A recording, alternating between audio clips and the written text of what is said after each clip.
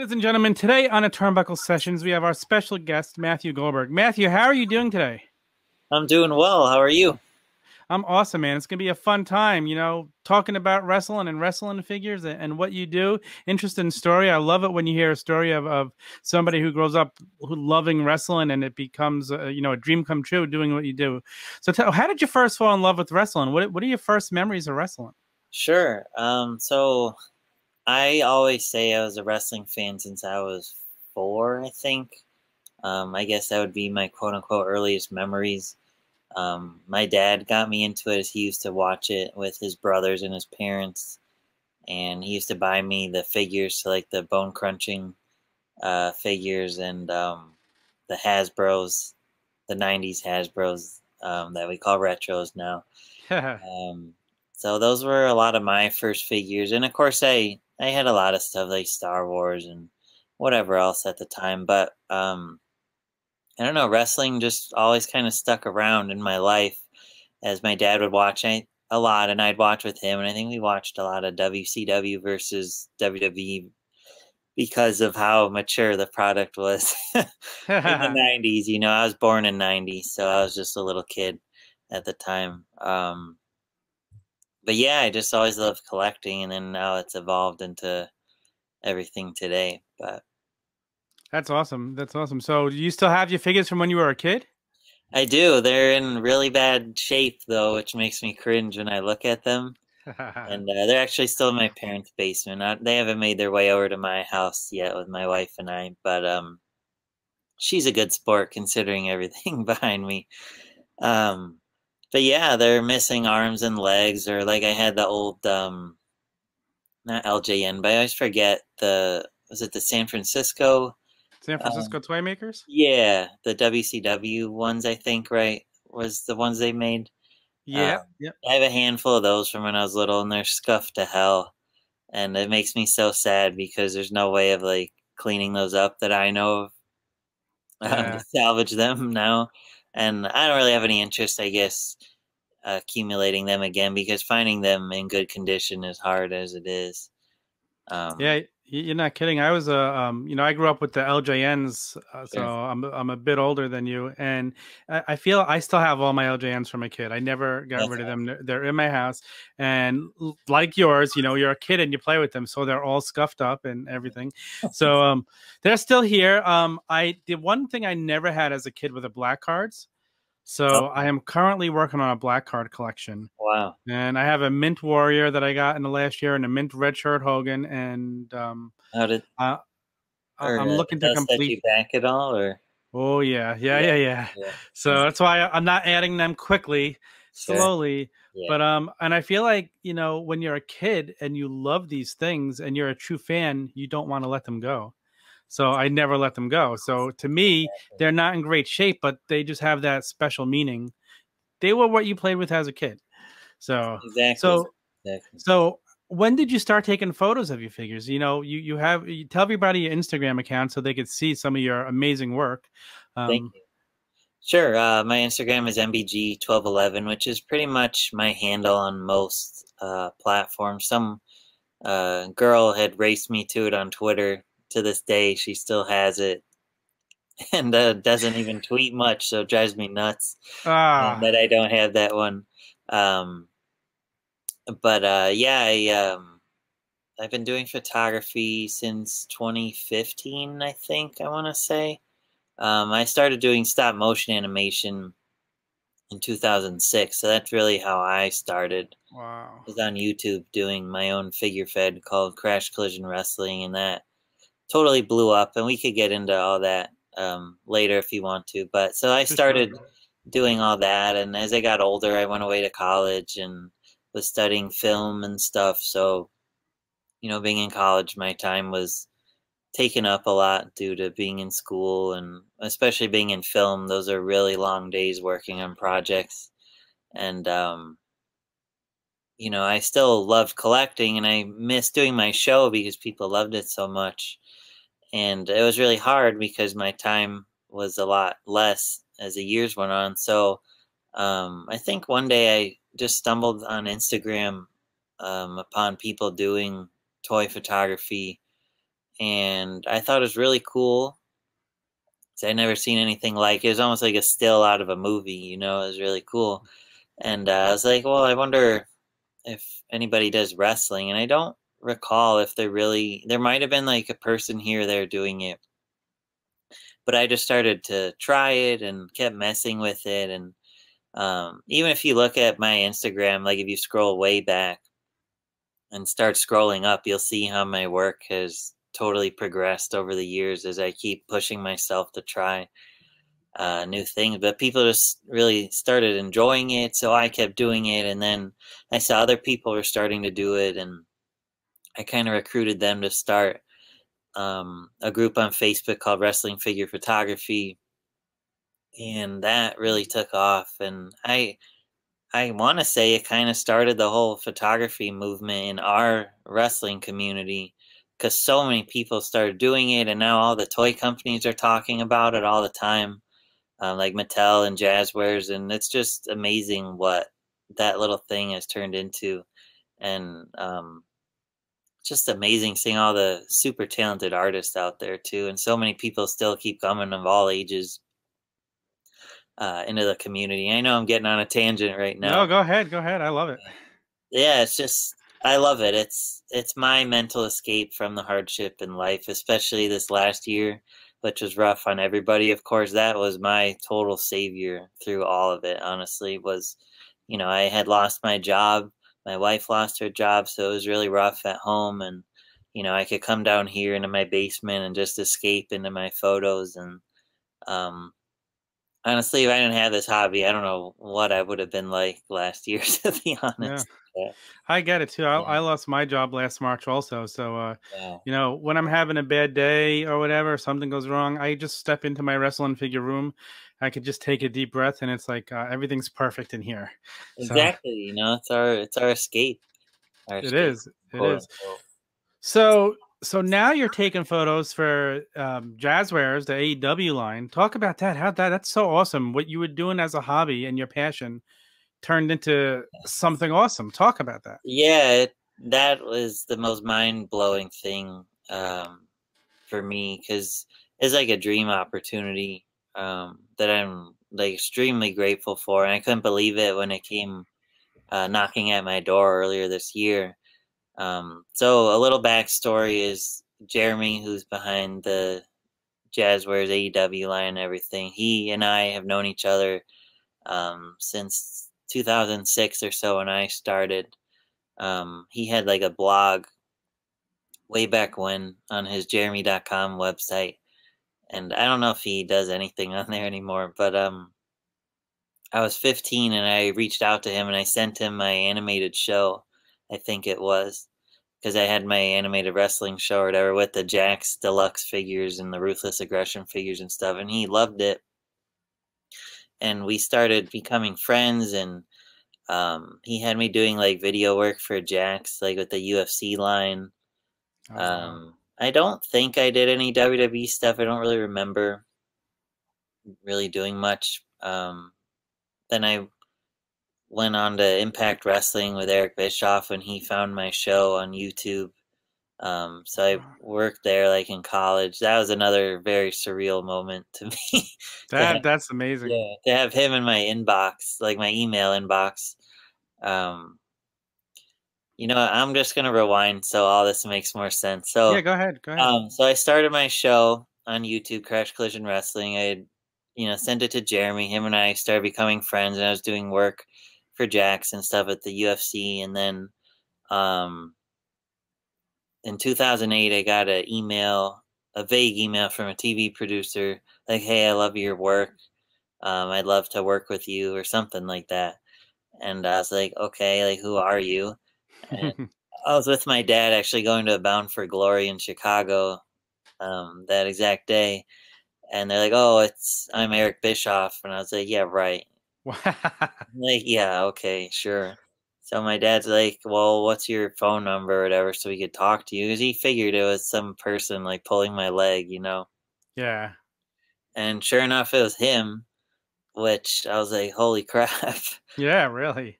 And he loved my animated show because he was doing that Celebrity Championship Wrestling show with Hogan on CMT way back when. And the acronym was the same as my show. So that's how he stumbled on it on YouTube or whatever one day. And, he wanted to work with me, but I was like 17 in high school. It's like, I'm just a kid. I can't go work production like that. And so he went to Ringside Fest that year, and my dad took me to New York to meet him in person, which is really cool. And um, he like called out for me in front of everybody, which to me is like just Eric Bischoff saying my name. I was like, oh my god. Yeah, that's a dream come true right there. So it was really cool. And like we went to his hotel and got to talk to him for a bit. And um, eventually I went to college in Florida, in Tampa, the University of Tampa, to study film, as I had such a passion for videography with all my success on YouTube and stuff. And like 2010, I think it was, when Hogan and Eric went to TNA in Orlando, which is like an hour and a half away. So I like called him up and said, "Hey, is there any way you could get me an opportunity there to learn production and whatnot?" And he got me an opportunity, and it was better than an internship because I got to hang backstage and just walk around and be with the boys, I guess, quote unquote, in the locker room and everything. And it was just like totally mind blowing to me to be walking, in the same area as Hogan and Sting and Flair and all these people I grew up watching as a kid. So I learned the business a little bit, and I made friends with Elijah Burke, who's one of my really good friends today. He was at my wedding actually with my Oh, wife. So wow. that was pretty cool. And I made a documentary with him for school. I was taking a documentary class. I'm like, well, if I have access to these guys, like, what better subject matter to do a documentary on, For sure. For And sure. so that was really cool. And then I made friends with Victoria Tara, and still am good friends with her today too, and made a documentary with her as my senior project. And then um, went back home. So once I graduated, I went back home, and then I went to school in Georgia to get a master's in film and television. While I was there, I think is when I started diving into my photography, just because I had less and less time. Um, and then I started working with Ringside. So now I'm an influencer for them, doing a lot of photography for their Instagram and stuff. Um, yeah, I mean, I've worked with Mattel. I still do stuff for Mattel. I did stuff for WWE for a year with their action figures on their YouTube. Um, So you're the forbidden door of wrestling figures. Pretty much, man. It's been That's an awesome. insane journey, and now to be doing it for Jazwares, um, and having my work like all over the world on like giant retailers like Walmart and Amazon and Target and whoever else has them, Smiths in the UK, Yeah. GameStop. Like to me, that's like the top thing for me out of this whole hobby so far, I would say. Um, But yeah, Jeremy, they had a role at Jazwares. That's where I was going with all this. I forgot. Sorry. No worries. So Jazwares had an opening for a social media job last fall, I think it was. And I have been doing social media marketing for a living. Just I realized I could use my passion for social media and creating content and do that for a living. Um, which was more fun and stable to me than being a filmmaker, as you never know where your next gig would be, sort Right. of thing. So Jazzers had an opening for a social media opportunity, and Jeremy was helping me go through all the works of that, and they wanted to hire me, but it was COVID, and they wanted me to move to Florida, and I wasn't ready because COVID was still so uncertain with traveling and kind of like how it's becoming again all of a sudden. Yeah. But it's really hard to step away from that opportunity. And Jeremy was really bummed about it because we've known each other forever and he's always wanted to work with me. Um, so was it like a month later, maybe? He's like, "Hey, could we still work together?" And I was like, "Sure." And he's like, "Do you want to photograph the AEW line?" And I was like, "Yeah." I don't want to turn that down. And I never really done the photography I'm doing for them. I've never done like product photography like that. So they're like, "Hey, we're gonna send you," it was Series 5 at the time, and they're like, I had to figure it out on the spot, to be honest with them. And I did a little back and forth with them over a day or two, and until I nailed what they're looking for, and then just ran to the hills with it. And the reception was so good from all you guys in the community, that they're like, "All right, like it's yours now, pretty much." So they've been sending me stuff for the past few months now to shoot, and it's a lot of work. I mean, I love doing the artistic, fun stuff, where I'm recreating moments and entrances or whatever. Yeah. Because the e-commerce stuff takes a lot out of me. I mean, you think it's just them, standing in a simple pose or whatever. Um, but there's so much editing and cleaning up that goes into it to make them look presentable, I guess. Not that they look unpresentable. In my opinion, some people think they do, but it's a lot of work. I'm just really blessed that they keep coming back for more. It's probably, in my opinion, my most exciting opportunity, I would say, that I've ever had for me. It's I like I get to mean, work on wrestling and toys. yeah, I mean, you grew up loving the figures, you're into your photography and everything. It's like a dream come true when that could happen for you. And then, I'm a photographer. I love wrestling figures, so it's like, wow, to see that, I've never done product photography either. I've shot for magazines, but it's always been Oh, that's people. cool. So that would be like a whole different, Right. ball game for me. It's funny because how I learned, like, I would do live event photography, and I did it for daytime television. So I was on the sets of a lot of soap operas. That's super cool.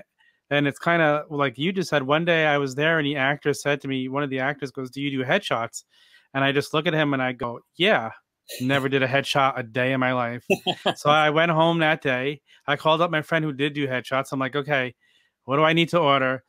I ordered the stuff right away, came to my house, and I started practicing on my wife and on my dog before we had the photo shoot. So I would, get to know how to do it. And it's like, Yeah. I wasn't going to let that opportunity, pass me by.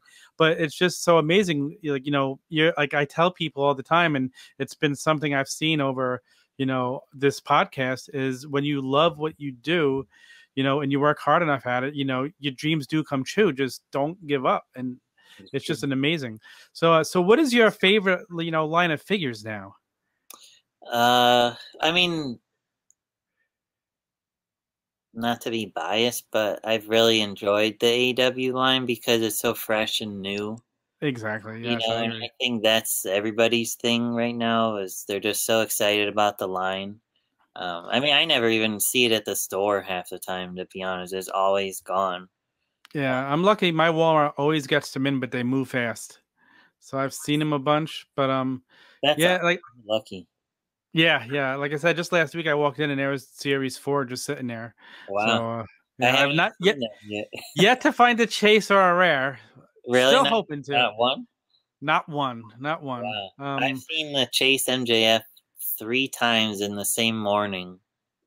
And I What? found one and I was like seconds late to there's two at one store, and this guy was he's like filming himself going through the figures, and I being a content creator, I'm not gonna like bust in front of him. Yeah, And I then of get course that. he pulled two chasers, like, "Oh, can I get one?" And he was like a real jerk to me about it. I'm like, "Well, I'm not gonna like," I was like, "I'm not gonna reach in front of you and take something out of your hands." And he was like a total jerk and wouldn't give me one. I was like, "All right, whatever." Wow. Yeah, These I've never people. seen a chase since, but I couldn't believe Ah. it. Yeah, that's I mean, what a shame. You'd think you found two, but one of them was going up on eBay probably, Oh, I'm unfortunately. sure. I'm Yeah. sure. I wanted to get one for my buddy who I hunt with all the time, Yeah. but So, I mean, the AEW figures, I'm looking forward to the Unmatched series now. But do you have a holy grail? What's your holy grail? Oh, geez. I don't know. It's a good question, to be honest. I mean, I have some unreleased Jack stuff, which is really cool. Oh, that's awesome. Like some of the TNA figures. I wouldn't necessarily say they're a holy grail for me. Yeah. Um, I don't know. That's a really tough question. I really love my Hogan collection. He's been my childhood favorite. Um, so I always say like one of my favorite figures is a Jakks NWO classic Hogan with the boas. Uh, Yep. Yep. just because that was a really nice figure of him at the time. And Yeah. I just think when I think of NWO Hogan, like that's my childhood right there. Yeah. So Um, that's your favorite. Okay. So is there a figure that's escaped you that you haven't gotten yet that you want to get? well, definitely some of those Chase AEWs I'm Yeah. annoyed about because I wish I started earlier working on the line earlier because I would have had all of them. But Ah. that's one perk to working on the line is I get all the chases and stuff. But the hard part is having to open them. I like cringe open and knowing what they go for. But not that I'm looking to sell because I don't part with anything of mine, honestly. Yeah. Excuse me. But it's cool having them, knowing how freaking hard they are to come by.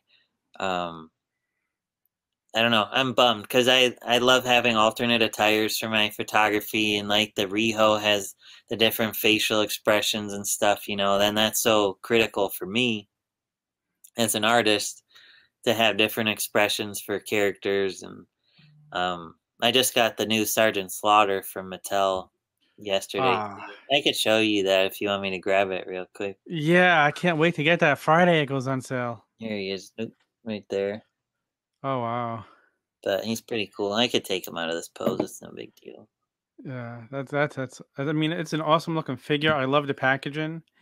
I'm hoping I can order two so that I have one to keep in the box and then one loose. That's what I'm wanting to do too, to be honest. I'm That's hoping a I could score one on, was it Thursday he goes up? Friday. Friday? Friday at noon or Thursday at noon. Thursday. Thursday. Yeah. I So can't even remember. There's so much I got to keep track of this week. But yeah, I know, I get it, but I mean, Mattel knocks it out of the park with these, oh yeah. Comic Con exclusives every year. And like you're growing up with the LJNs, the packaging is just Oh sure. amazing. Yeah, it's definitely nostalgic for you, especially. And I'm looking forward to the Jazwares LJNs. Yeah. I have the Cody one over there too. I could get if you want. Wow. If you want to see it at all. Sorry, I'm trying to figure out where the camera is. But Wow. yeah, he's Like the detail on that's incredible. I love the butterfly joints. This is like a dream Yeah, come that's just a recent addition to the Ultimates. true. Yep. Yep. So, yeah, that's Yeah. awesome. Sorry, more of his stuff's over there, but No it's worries. really cool.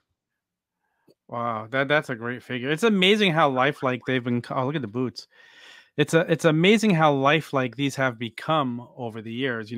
Especially I started collecting. Sure. Oh God, 35 years ago with Sure. LJNs. Oh yeah, they've it's amazing if you compare this to one of those.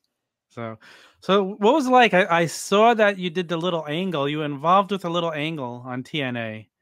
Oh, you saw that? Yeah, I saw that. Talk about that a little bit. That had to be awesome. Yeah, that was a really funny moment for me. I always laugh because like my pants are like falling down as Abyss is pulling me up the stairs or whatever.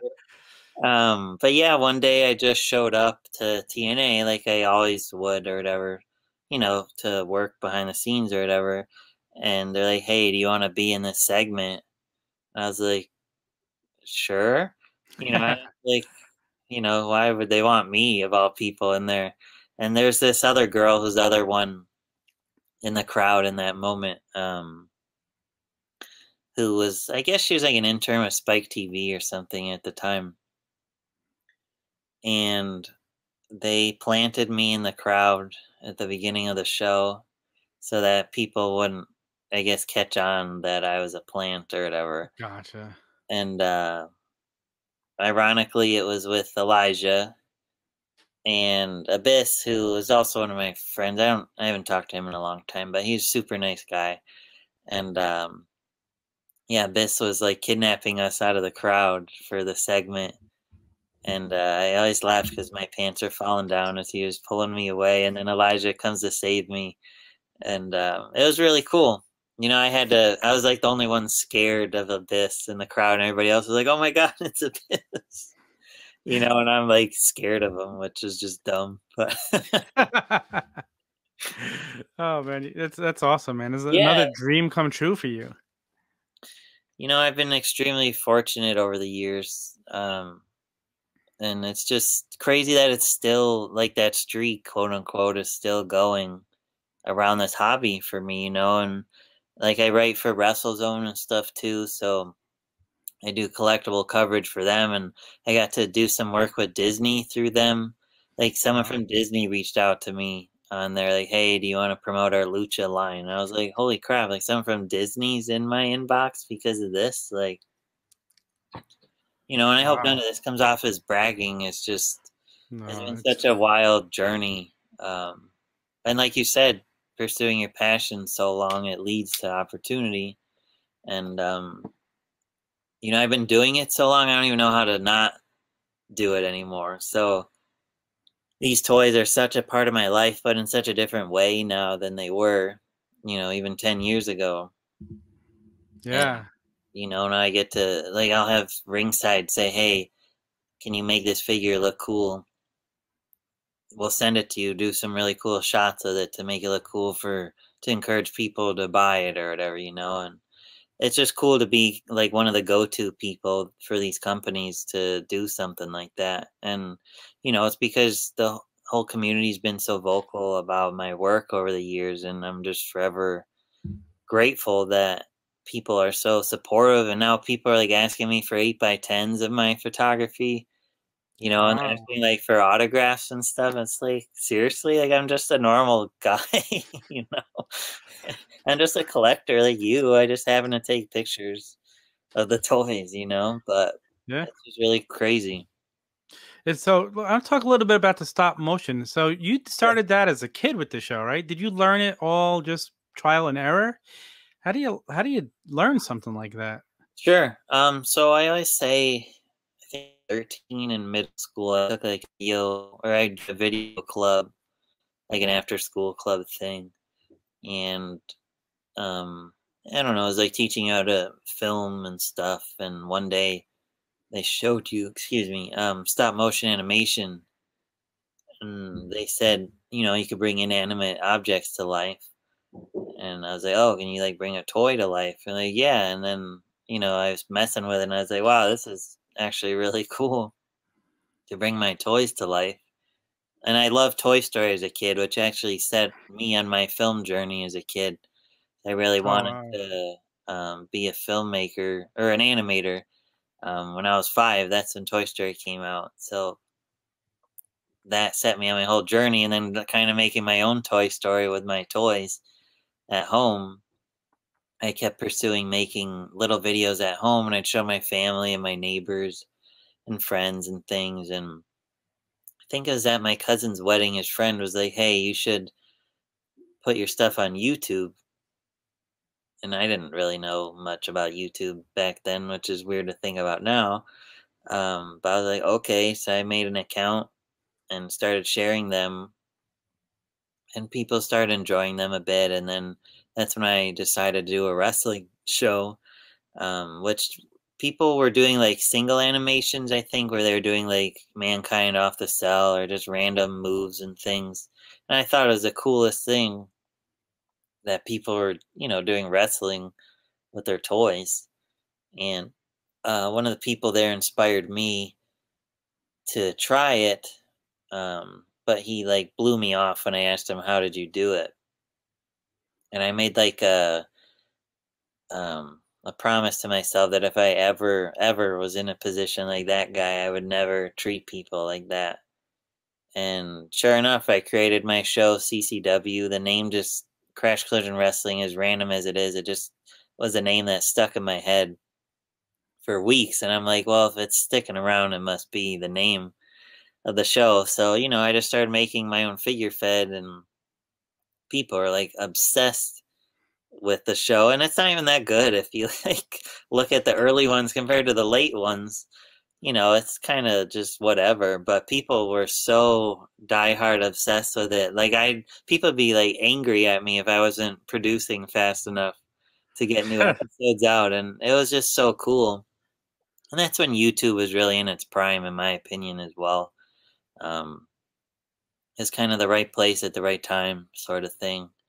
And then I inspired so many people to do figure feds, and that became such a huge part of our community for a long time. And then, I think a lot of us grew up, so to speak, and I kept with it, but went to photography instead. And now that's kind of the new version, in my opinion, of what the animation world was many, many years ago. So how long does it take you to do, if you say just for a 5-minute clip of stop animation? Oh my gosh, 5 minutes? That is a crap ton of work. Just 10 seconds takes a long time, to be honest. I mean, if you want to do it really well, like one of my really good friends, DGDX Animation, I don't know if you follow him on Instagram. Yeah, he's one of my really good friends, and him and I met when he was younger on YouTube, and he would come to me for animation advice and things way back when for his fed, and now he's like a super talented animator, and because he's really pushed himself to learn the craft and make it look so smooth and real looking. Now he's landing all these amazing opportunities too, and it takes a long time to do what he does.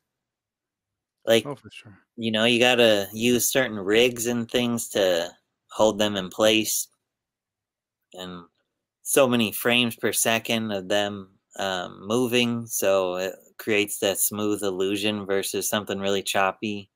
Right. Yeah, I mean, that's why he only does like 20, 30-second snippets, because to do just like 2 minutes of that would take him, knowing him, it'd probably take him like a week or something, if that. But it takes a long time at his skill set to do something like that. Wow, that's Yeah, crazy. it's So that result's worth it. But have you done any more film work? Are you doing anything else with that? no, to be honest, I got burnt out on it in grad school, because I did it all through college for 3.5 years, and then grad school for 2.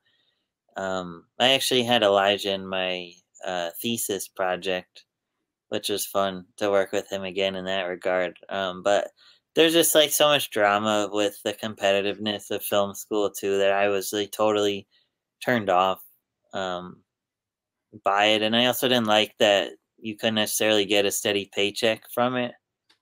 Yep, And I'm not one who likes to compete either. Um, I I'm get not that. going to fight for attention or for people to realize my worth, so I'll find my own route to prove myself. So once I learned that social media marketing was a job, I got certified in that with my film degree, so I could make the content and then share it and market it to consumers or whatever.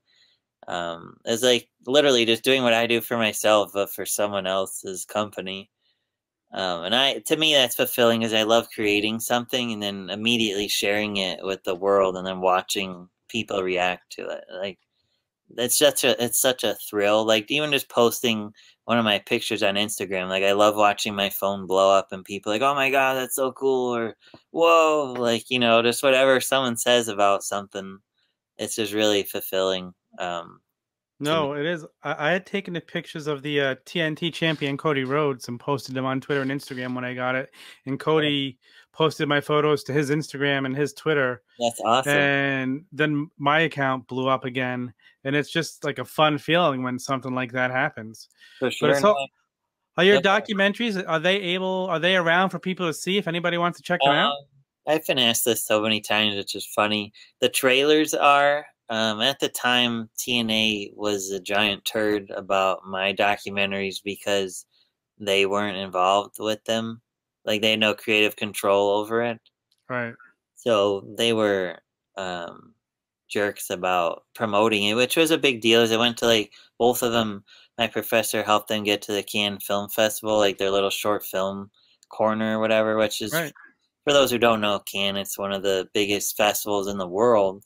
So to have their wrestlers in something there, like this was something Lisa and I, or Victoria, were really angry about when I worked on mine with her, is she wanted them to make a big deal out of this because she was in a film that was going to a big festival. It's a huge deal. It should have been made. Yeah, and she like pushed them to do it and they had no interest. And Hmm. I feel like that was one of the nails in the coffin towards the end of her career there. I could be making that up, but I know long after I had left there, I know she kind of did too, because I know she was just dealing with so much frustration and stuff. But she was so hurt by that they did not make an effort to make her and I a big deal with this project, knowing where it was going and stuff. That being said, I never put them on the internet because they were such jerks about it. I don't know if they'd even care today, being the company's changed like 300 times since Yeah. 2012. But I don't know. That used to play at Lisa's restaurant in Chicago, back Oh, when that was a thing. Um, that's yeah, I don't know. I'd have to talk to them what they think. But they're just like 15 minutes or so.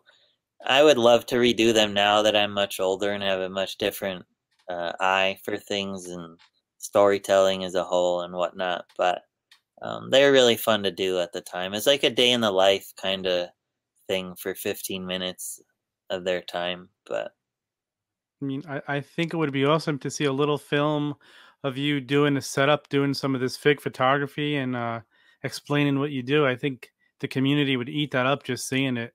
sure. So, No, thank just an you. idea for you. Sure. No, I appreciate that. Have you seen the series I did for WrestleZone called Figure to Photo? I have. Yes, I have. Okay. So kind of like that is what I imagine you're saying, but me Yeah. walking through it is what you're Yes. saying. Okay. Yeah. Yeah, no, I'll definitely keep that in mind. Yeah, a cool one actually would have been my Boneyard match that you guys haven't seen yet. That I did Mm. for Ringside. I'm just biting at the bit, waiting for them to freaking post it already. But I put a lot of time and effort into that one. Um, so hopefully they'll be releasing it soon. I'm not really sure what the holdup is, but the setup's over here, but you can't see it right now. But I guess I'll keep it a surprise because it's pretty cool. Yeah. We can't wait to see that. Why don't you plug yourself? Tell everybody where they can find you again, how they can follow you. Okay. I would say keep up with me on Instagram for the most fun content, which my handle is MBG1211. That's where all my photography lives. You could follow my YouTube, just youtube.com/MBG1211. I haven't uploaded in I think a year. You could see all my animations and everything on there. A lot of my photography too on the show Snapshot, which is what eventually WrestleZone picked up and turned into Figure to Photo. Um, let's see, my Twitter is Matt B Goldberg. That's my personal Twitter. I also run, if you're on Twitter, I run the Wrestling Figure News Source Twitter, which is really popular on there. That was originally created for my partnership with Jax, and then once the TNA line went away, I turned it into all wrestling, and now it took off as a news source on Twitter. So I try to update people as much as I can on any news I get.